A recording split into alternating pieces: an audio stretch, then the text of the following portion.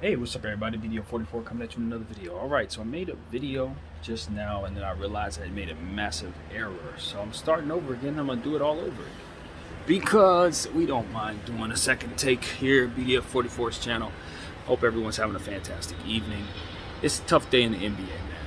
As we know, we lost the late, great Bill Russell, um, one of the great athletes of all time, the greatest NBA champion of all time for sure, and just someone who really stood for all the right things in a time where, um, there was a lot of people around who didn't agree with the stances that he took, but nevertheless, he stood on what he believed in, fought the good fight, and history has told the story. He was on the right side of it, and as someone who enjoys the game of basketball, someone who lives his life um, in black skin, I definitely appreciate Bill Russell and what he did for not only the game but for the people. So that's the first thing I want to say in regards to this particular video. I just want to give a great deal of condolences once again to the family and loved ones of the great Bill Russell. You know, I was thinking a great deal just to segue into what the video is about. Um, you know, it's been a lot has been said about Kyrie Irving on this channel. Of course, we talk a lot about Kai, and it's been said that he wants to play overseas after he retires, after the age of 38. He wants to continue playing the game and teach the game all over the world to children.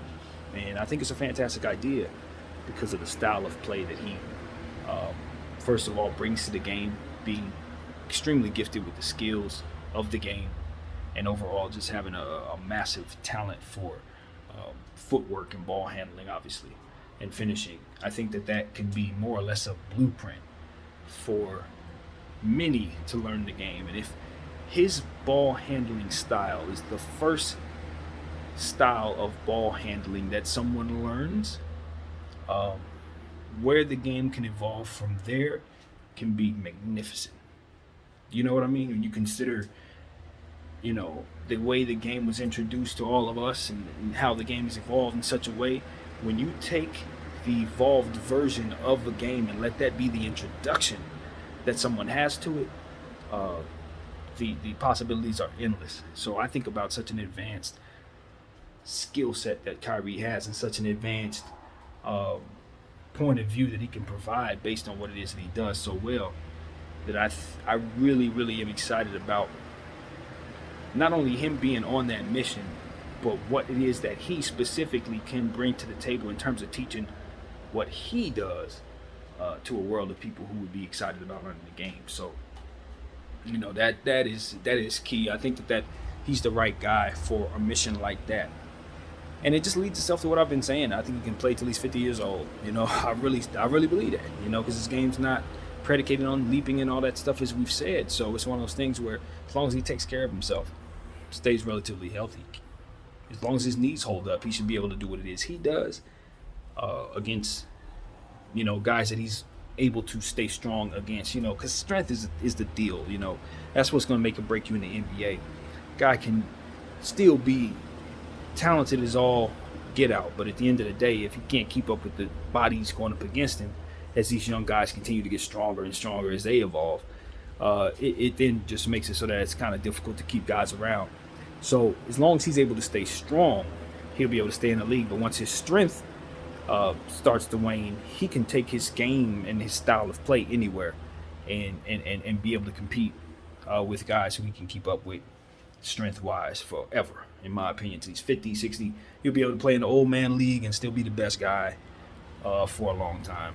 So it's one of those type of things. I really believe that. So I'm excited about what his future holds, whether it's in the NBA or not. Obviously, I want him to be a Laker.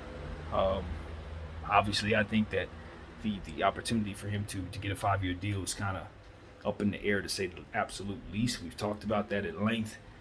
Um, but I think at this point, I can say this: him getting a multiple year deal from the Brooklyn Nets looks a lot better right now than it did 3 weeks ago. I'll tell you that, because after all that we've seen in regards to them making those trades, trying to get those trades going and nothing coming about, it's very clear to me that now going back to the drawing board and figuring out what they want to do with KD and Kyrie might actually be the only move left. It's trying to reconvene and figure it out. So as we've talked about 1.5 million times, I think that's what the process is right now.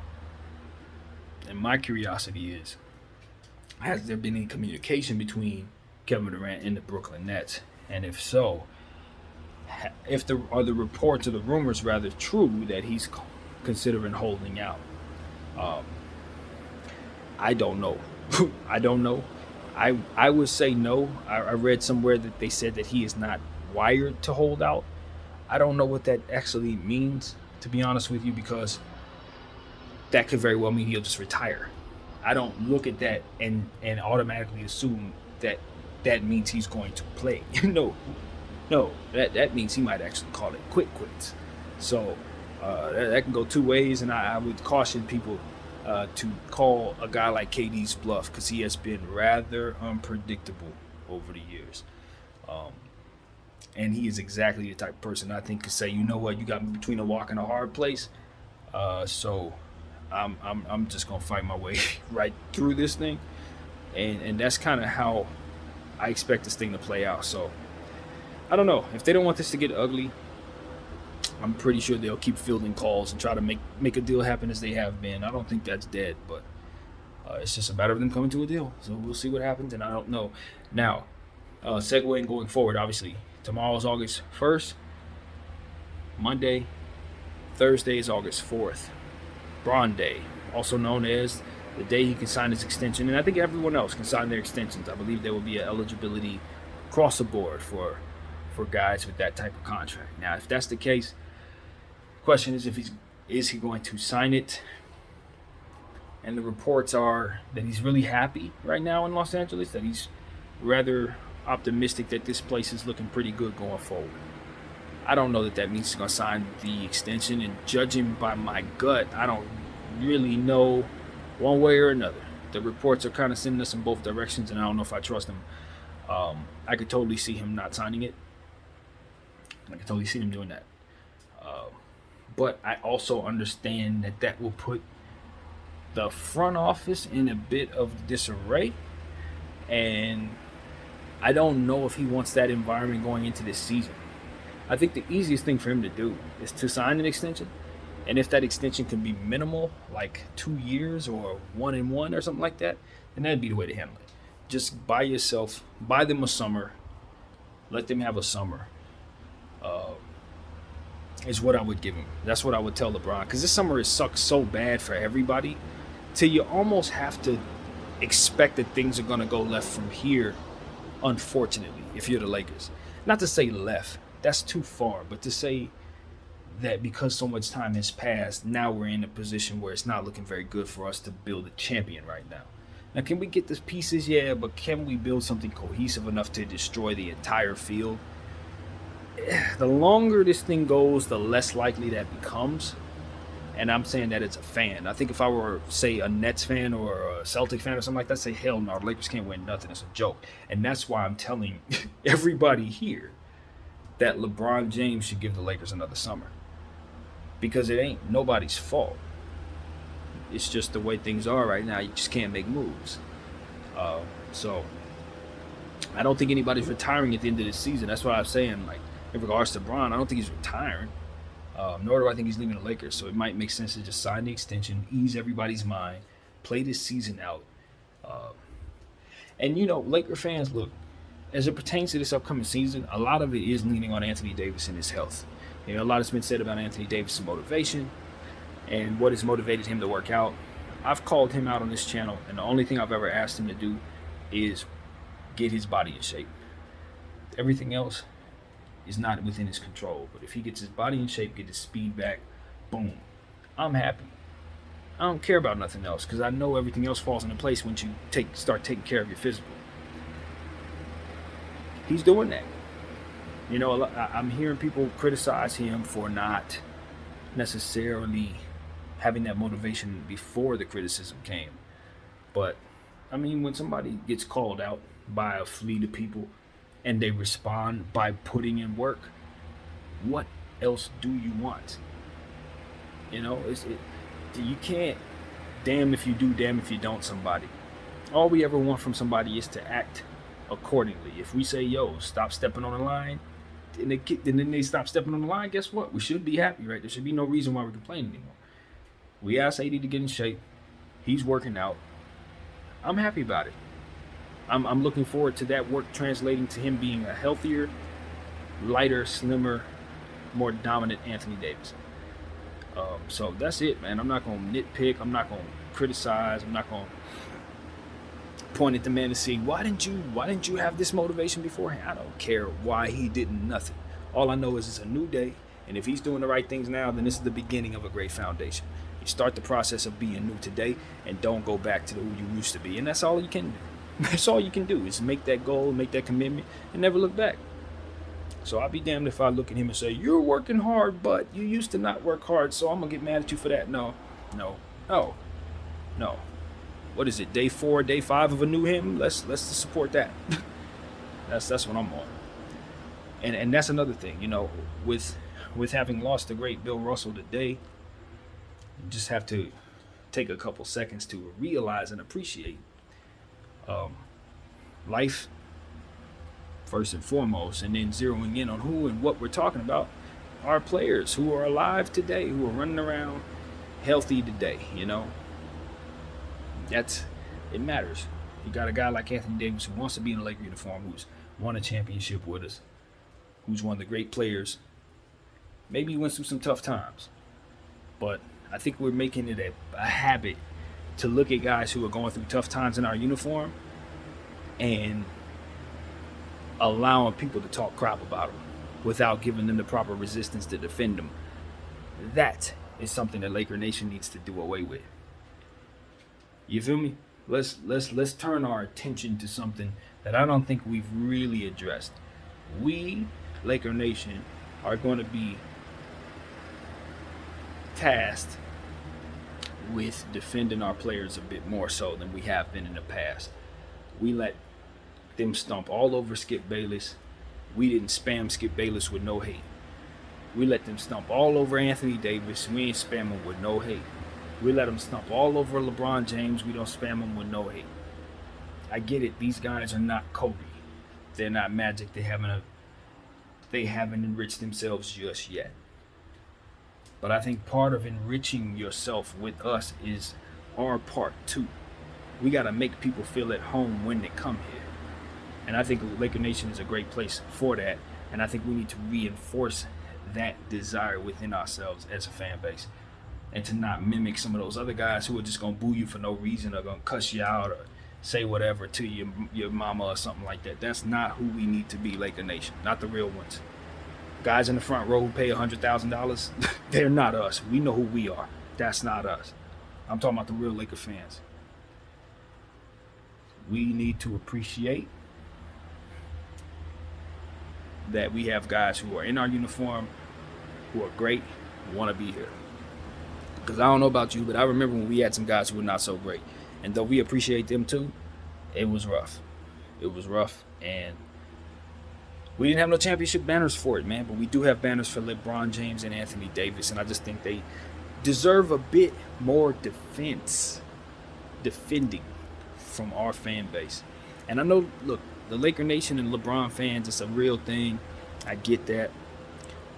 I'm one of those Laker fans that welcome LeBron fans. I kind of get along with them as it pertains to I'm aligned with the same things y'all want. I think y'all timeline makes sense for us, and if we don't want the timeline, then we need to move on from the players. So I don't think I've ever disagreed with a LeBron fan in my life as it pertains to the Laker point of view. I really don't think I've disagreed. My thing has always been, if I don't want to do what LeBron wants to do, I need to move on from LeBron. I ain't going to hold him hostage and then say we need to do it our way. No. If we're going to get in business with Bron, let's do what Bron does when you're in business with Bron. So that's always been my point of view. If you're not going to use it, get off the pot, basically, as it pertains to Bron. So that's what I'm on. Let's win. Let's win now. It took a little bit of time to get to that that point of view, as you guys know if you've been following me, but I'm here now. I'm here now, and I'm ready for Bron to win, and I'm ready for AD to win once again as well, and hopefully we can bring in that third piece. And we know who that is, number 11. Hopefully we can bring 11 in and get it right, man. Get it right this year. But all in all, I'm super bored as it pertains to a basketball fan who really, really wants to see some basketball. I wish Summer League extended a little longer. I wish something, anything, would give us a little more basketball. I know Trae Young and DeJounte Murray and John Collins played in a pickup game today, so that's a little bit of something. I haven't seen the highlights on that yet, but it's kind of exciting to see those three finding their synergy. Wondering if John Collins is going to actually be a part of that, because I know he's been involved in a lot of trade rumors, but a healthy John Collins is a very dangerous player. So I think the Hawks would be wise to really consider what they got there before just upping and letting him go. Just a thought. So, yeah, man, looking around the league, random. I know this has nothing to do with nothing, but I'm looking at Jalen Suggs, and I'm wondering how he's going to come back, how healthy he's going to come back. That is a very talented rookie who had a bad rookie season in comparison to the other guys, you know, with him being the 5th pick in the draft, had some injuries, stuff like that, in a logjam with the Orlando Magic. But I'm looking at him and I'm saying that is a guy who, when I scouted him last year, he had all types of intangibles about his game that's going to translate over time to him being successful. Football background, defensive mindset, swish from behind the arc, finishes very well. I mean, those are very good traits to have. And he can pass the rock some, too, as a point guard. So when you consider the different elements of basketball and things that you want your players to do, I think Jalen Suggs is a guy whose value is as good as anybody's in the league right now, based on the fact he's in Orlando in a logjam. Nobody knows who he is. The fact that he's been hurt all this time and he's a second-year player. And he's the kind of guy where if I'm a team who's looking to retool on young talent, not to say that Orlando would ever give him up, because I don't think they are. Don't get it twisted. They should not even think about giving him up. But if I'm a team looking to, like Utah or something like that, that's a guy I can put on my team that I could probably get at a value right now, that 3 years from now, his value is going to expand. You can be certain his value is going to expand. To what extent, I'm not going to predict, because that kind of dilutes my point. But when you're looking for surefire bets to have their value expand, Jalen Suggs, I expect his value to expand dramatically over the next 4 years. Absolutely dramatically from here. When you think about Mo Bamba, because see, that's Orlando, man. One of those places where guys kind of get lost. They get young players that have a lot of upside and they just disappear.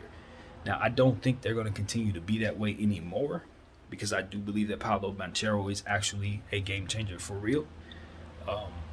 I think his floor is all-star, in my opinion. To be completely honest with you, I think the boy's floor is all-star.